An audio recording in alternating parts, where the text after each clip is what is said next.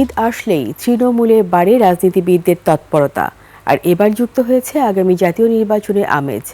খুলনায় বিএনপি সহ অন্য দলগুলোর নেতারা তাই ব্যস্ত সময় পার করছে নিজেদের জনপ্রিয়তা যাচাইয়ে। অন্যদিকে ঈদের আমেজ নেই আওয়ামী লীগ নেতাকর্মীদের বাড়ি আর দলীয় কার্যালয়ে। ধ্বংসস্তূপ হয়ে পড়ে আছে শেখ বাড়ি। খুলনার প্রতিনিধি আশরাফুল ইসলাম নূরের তথ্যচিত্রে ডেস্ক রিপোর্ট। জুলাই গণ অভ্যুত্থানে আওয়ামী লীগ সরকারের পতনের পর স্বস্তিতে ঈদুল আজহা উদযাপন করতে পেরে খুশি বিএনপি নেতাকর্মীরা।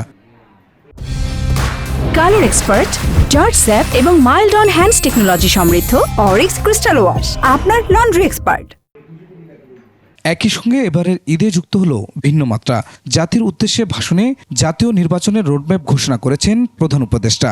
2026 সালের এপ্রিলের প্রথমার্ধের যে কোনো একটি দিনে অনুষ্ঠিত হবে। ঈদের শুভেচ্ছা বিনিময়ে তাই নির্বাচনী প্রচারণা সেরে নিচ্ছেন সম্ভাব্য প্রার্থীরা। গণতন্ত্রকে প্রাতিষ্ঠানিক রূপ দিতে না পারবো ততদিন পর্যন্ত আমরা চূড়ান্ত যে সুখ, চূড়ান্ত আনন্দ সেটি পেয়েছি বলে মনে করি না। আমরা সত্যিকার অর্থে বাংলাদেশে একটি গণতান্ত্রিক সমাজ ব্যবস্থা গড়ে তুলে আগামীতে বাংলাদেশ সুন্দর হবে। অনেকের আলোচনায় উঠে এসেছে আগামী নির্বাচন নিয়ে নানা ভাবনাও।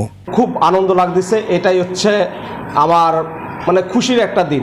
এদিকে ঈদের আমেজ নেই আওয়ামী লীগ নেতাকর্মীদের বাড়িতে। পদ্মার ওপারে যে শেখ বাড়ি ঘিরে সেখানকার রাজনীতি নিয়ন্ত্রিত হতো সেটি পড়ে আছে ধ্বংসস্তূপ হয়ে।